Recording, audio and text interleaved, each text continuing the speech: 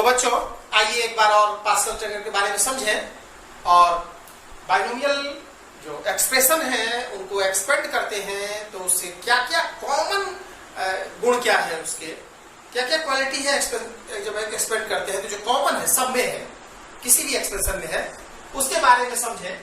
तो एक बार पास्कल ट्रेगर बनाते हैं, पास्कल ट्रेगर बनाना सीख लें, फिर उसका प्रयोग भी सीखेंगे। पास्कल ट्रेगर बनाते समय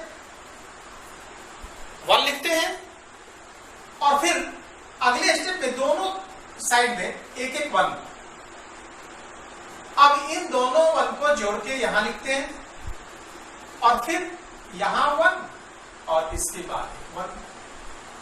अगले स्टेप में फिर इन दोनों को ऐड करके 1 और 2 3 हुआ, यहां लिखते हैं। 2 और 1 ऐड करते हैं, 3 हुआ, यहां लिखते हैं। फिर दोनों साइड में एक एक 1। हर बार हर रॉ में फर्स्ट एंड लास्ट जो नंबर होगा वो 1 होगा, ये आपको याद रखना है। तो अगले स्टेप में क्या होगा, यहां 1 होगा, यहां 1 होगा और इन दोनों को ऐड करके यहां लिखेंगे 3 3 6 3 1 4। नेक्स्ट फिर 1 होगा, 1 होगा और बीच में 1 4 5 4 6 10 6 4 10 4 1 5।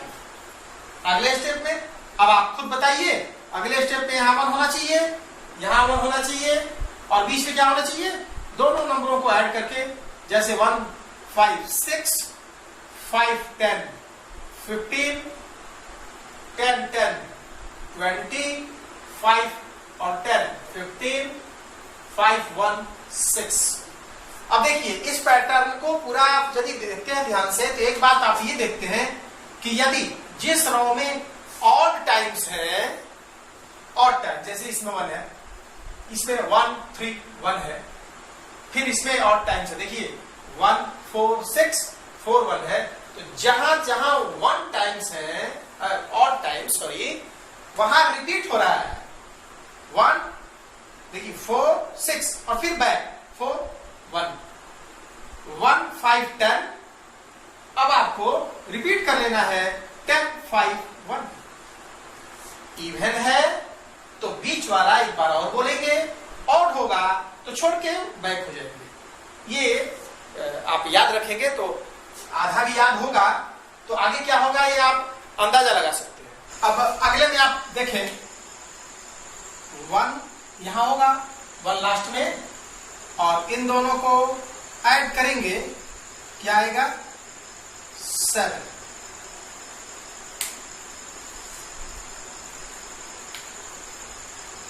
और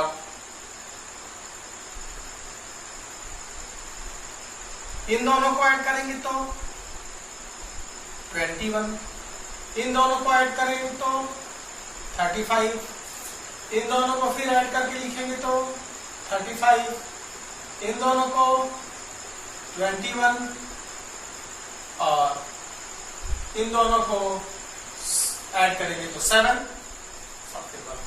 तो आप देखें यहां इन दोनों को ऐड किया गया है तो ये आया है, इन दोनों को ऐड किया गया है, एक ट्रायंगल बन रहा है। आप देखेंगे एक ट्रायंगुलर फिगर बन रहा है ना, किनारे भी यदि बाउंड्री लाइन को हम ऐड करें, ज्वाइन करें सबको तो एक ट्रायंगल बन रहा है। तो इसमें अब देखिए 1 के बाद जिस रो में 1 के बाद जो नंबर है वही इंडेक्स को इंगित करता है। इंडेक्स किस इंडेक्स के लिए कौन सा रॉ कोएफिशिएंट बताएगा ये इस 1 के बाद जो है वो बताता है। जैसे यदि m इंडेक्स है तो यहां 1 के बाद क्या है, कुछ भी नहीं, तो ये m इक्वल टू 0 के लिए कोएफिशिएंट का काम करेगा। फिर n इक्वल टू इस 1 के बाद 1 है तो जिसका पावर 1 होगा बाइनोमियल में उसके लिए ये रेफर हो रहा है। फिर उसी तरह 1 के बाद 2 है तो n equal to 2, n equal to 3, n equal to 4। देखिए 1 के बाद जो है 1 1 equal to 4, n equal to 5 और n equal to 6, n equal to 7। आपने देखा कि अब हम इस पास्कल ट्रायंगल के आधार पर किसी भी बाइनोमियल को एक्सपेंड कर सकते हैं बड़े आराम से, और उसका प्रत्येक टर्म का कोएफिशिएंट क्या होगा वो इस अकॉर्डिंग होगा। आइए हम एक आध एग्जांपल देखें, उसको समझें पास्कल ट्रायंगल के थ्रू, और फिर ये देखें कि यदि हम और आगे बढ़ते जाएंगे तो क्या ये पॉसिबल है कि हम 11-12 पावर वाले को भी पास्कल ट्रायंगल से बना के और उसको एक्सपेंड कर सके। तो आप देखेंगे थोड़ी दिक्कत तो है। जैसे आपको हमने समझाया a plus b right to the power 12, तो आप देखेंगे पावर जितना है वह n को रिप्रेजेंट कर रहा है, और n जितना है उससे ज्यादा रो है।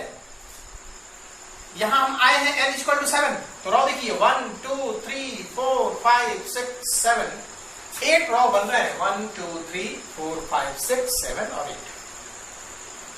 तो 12 के लिए हमको 13 लाइन इस तरह एक्सपेंड करना होगा नीचे तक, और तब हम समझ पाएंगे कि n 12 होगा तो उसके प्रत्येक टर्म के कोएफिशिएंट क्या होंगे।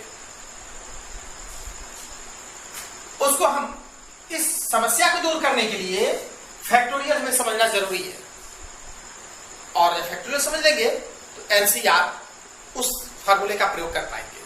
तो हमें ये पास्कल ट्रायंगल के लंबे होने से छुटकारा मिल जाएगा। अब उसको हम बहुत पास्कल ट्रायंगल के बिना भी, उसके बगैर भी हम दिए गए बाइनोमियल को एक्सपेंड कर पाएंगे। पास्कल ट्रायंगल हुआ, इसको हम इरेज कर दें, और अब आपको जरा सा फैक्टोरियल और एनसीआर के बारे में भी समझा दें।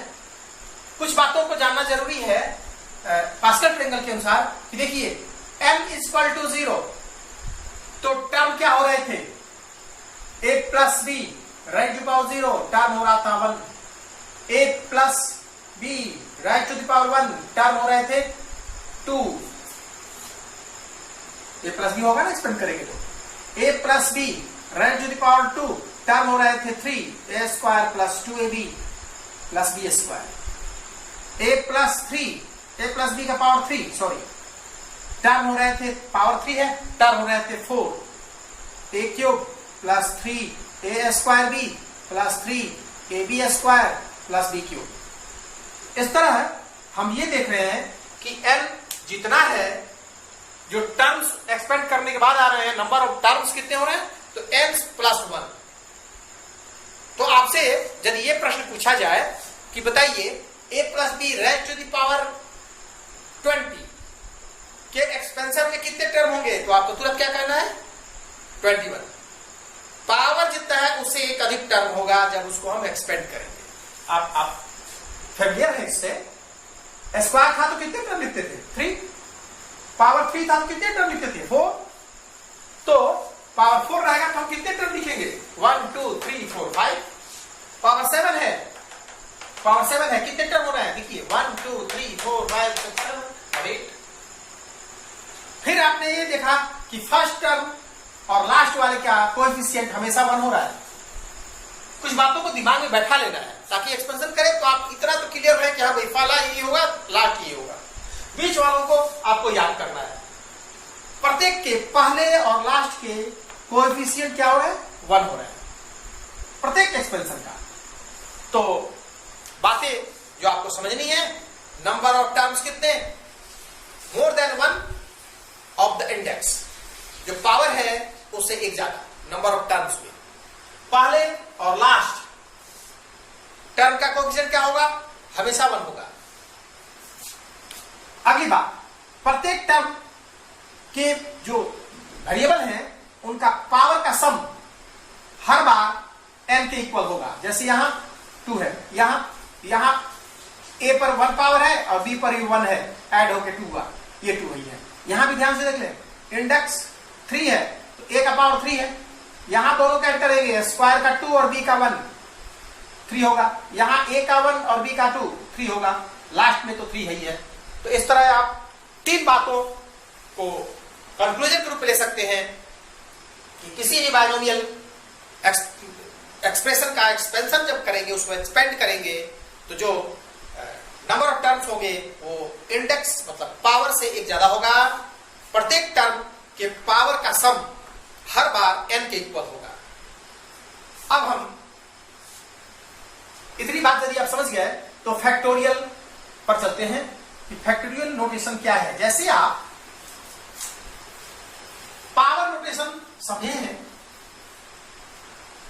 पावर नोटेशन क्या था, आप देख रहे थे 2 इंटू 2 इंटू 2 इंटू 2 इंटू 2, तो आप क्या करते थे, काउंट कर लेते थे और 2 का पावर 5 लिखते थे एक्सपोनेंशियल फॉर्म में। यहां भी कुछ ऐसा ही वर्क करना है, थोड़ा सा डिफर है। फैक्टोरियल का मतलब समझा जाए, n कोई नंबर है तो n फैक्टोरियल आपको निकालना है। फैक्टोरियल की साइड, इसको फैक्टोरियल पढ़ते हैं। n फैक्टोरियल, फैक्टोरियल के बारे में हम कॉम्बिनेशन जब पढ़ेंगे परमुटेशन तो उसमें विस्तृत रूप से उसका पढ़ेंगे, सारे उसके फंक्शन पढ़ेंगे फैक्टोरियल का, उस पर कुछ सवाल बनाया जाएगा। यहाँ हम बाइनोमियल के लिए जो जरूरी है वो समझ ले, 2-3 बातें जरूरी है, उसको ध्यान से समझे।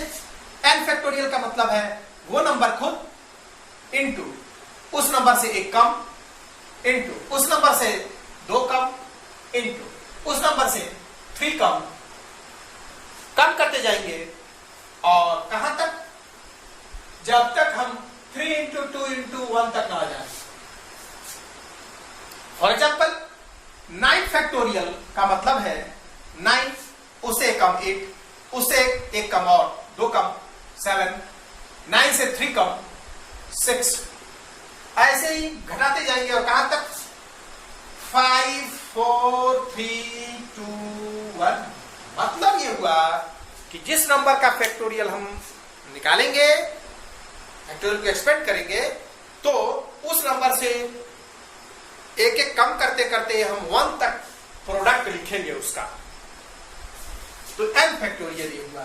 5 फैक्टोरियल लिखना हो तो आप लिख सकते हैं 5 इंटू 4 इंटू 3 इंटू 2 इंटू 1। इस तरह आप फैक्टोरियल निकाल सकते हैं। आप हमको आशा समझ रहे होंगे कि फैक्टोरियल का मतलब क्या है। 2 का फैक्टोरियल 2 इंटू 1। 0 फैक्टोरियल एक जो जानने की बात है, हमेशा 1 होता है। जब 0 फैक्टोरियल आएगा तो उसकी वैल्यू क्या होगी, 1, याद रखेंगे। अब इसके आगे की बात यह समझनी है कि आप फैक्टोरियल को फैक्टोरियल से तभी कटा सकते हैं जब ऊपर का फैक्टोरियल और नीचे का फैक्टोरियल सेम हो। ऐसा नहीं जैसे डिवीजन के समय और फ्रैक्शनल नंबर को आप कटाते थे, 5 1 जा 5, 5 4 जा 20 तो इक्वल टू 4 फैक्टोरियल। ये गलत है, ऐसा नहीं करना, ये रॉन्ग मेथड है।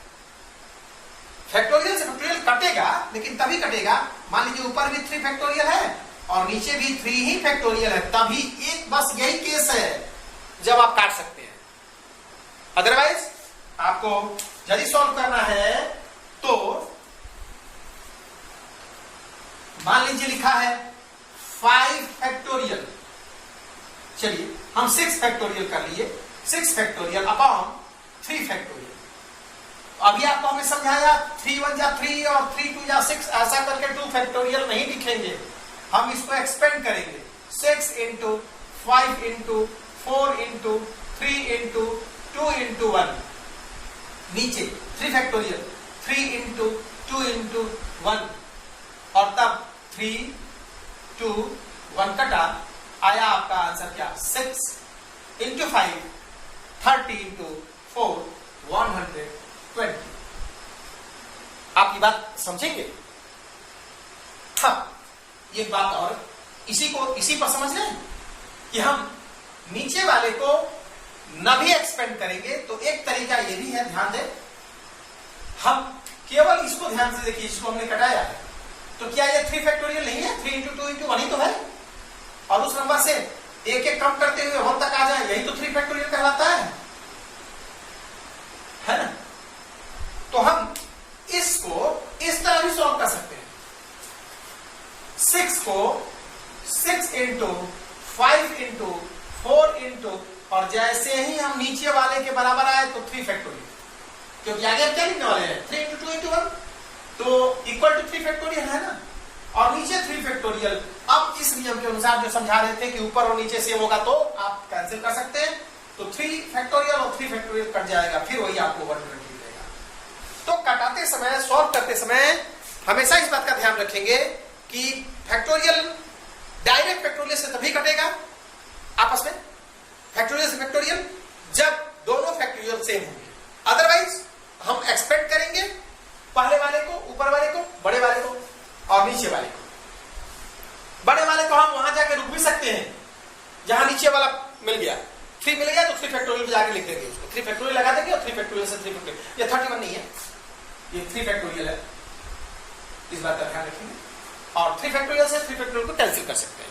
ये सॉल्व करने का तरीका, ये इसलिए आपको हम समझा रहे हैं कि जब हम ये फैक्टोरियल नोटेशन आपने समझा। अब पास्कल ट्रायंगल में जो परेशानी थी कि पावर ज्यादा होगा तो क्या करेंगे, उसके लिए एनसीआर फार्मूले का प्रयोग करेंगे। कॉम्बिनेशन का जो फार्मूला है एनसीआर, इस फार्मूले का प्रयोग। ये एनसीआर होता क्या है, किसके इक्वल होता है, तो ऊपर एन फैक्टोरियल लिखते हैं, नीचे फिर एन माइनस आर लिखते हैं और इसका फैक्टोरियल और इनटू आर फैक्टोरियल।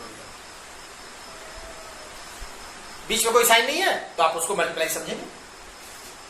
ये है एनसीआर फार्मूले। अब इसका मतलब देखें, मान लीजिए आपको सॉल्व करना हो 5C2, तो इसका मतलब निकलेगा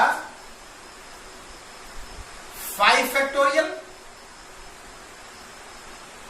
आप आर को पहले लिख सकते हैं, 2 फैक्टोरियल और दोनों का डिफरेंस, तो ब्रैकेट लगाने की जरूरत नहीं है, आप डायरेक्ट सब्ट्रैक्ट कर देंगे n माइनस आर, ये n है ये r है, डिफरेंस दोनों का 3 फैक्टोरियल। अब इसको हम सॉल्व करेंगे तो 5 का मतलब होता है ना 5 into 4 into 3 into 2 into 1 which is equal to 3 factorial, क्योंकि इसमें बड़ा फैक्टोरियल 3 है, तो जैसे ही नीचे जो बड़ा फैक्टोरियल है उसके बराबर तक का पहुंच जाए तो फैक्टोरियल लिख के छोड़ सकते हैं, और नीचे 2 फैक्टोरियल, 2 का फैक्टोरियल मतलब होता है 2 इंटू 1 और इंटू 3 फैक्टोरियल। 3 फैक्टोरियल को एक्सपेंड करने की आवश्यकता नहीं है क्योंकि ऊपर हमको सेम मिल चुका है। अब हम 3 फैक्टोरियल से 3 फैक्टोरियल को कैंसिल कर सकते हैं, 2 जा 4 कर सकते हैं और 5 इंटू 2 10, ये आंसर आया। तो आपने एनसीआर को देखा कि कैसे सॉल्व करते हैं। एन हमेशा आर से बड़ा होगा या उसके इक्वल हो सकता है, आर हमेशा एन से छोटा होगा या इक्वल हो सकता है, आर कभी भी एन से बड़ा नहीं होगा। ये याद रखनी है, क्या हो सकता है, 0 से बड़ा हो सकता है या बराबर हो सकता है आर, और छोटा हो सकता है बराबर हो सकता है एन। इस फार्मूले के लिए आप वेयर लिख के लिख सकते हैं। तो यहां तक आप एनसीआर के बारे में समझे। अब हम इसके बाद इस एनसीआर का प्रयोग बायनोमियल थ्योरम में कैसे करते हैं, ये अगले वीडियो